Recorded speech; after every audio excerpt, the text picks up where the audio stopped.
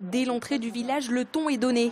Vers 11 h, des pancartes sont accrochées par ces deux délégués du personnel de Tilly Sapco. La venue inopinée de Marine Le Pen dans leur entreprise n'est pas du tout appréciée. C'est un peu trop facile de venir à Garlesquin quand il y a des conflits sociaux, alors que quand on la voit à la télé, au niveau national, voilà quoi, elle n'a jamais parlé de Tilly Sapco, donc je trouve que c'est un peu trop facile de venir ici. La présidente du Front National venait pourtant dans le Finistère pour les rencontrer.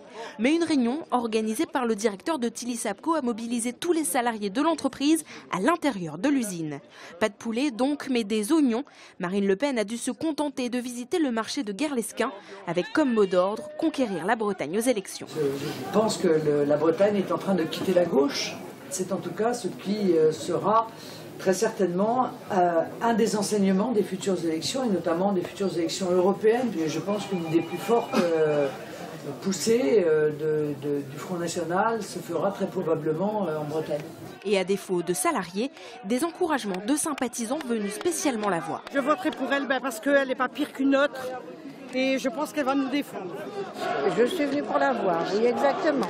Je défends d'abord mon pays avant de penser aux autres. Elle ne peut pas faire pire. Donc donnez-lui une chance, c'est tout.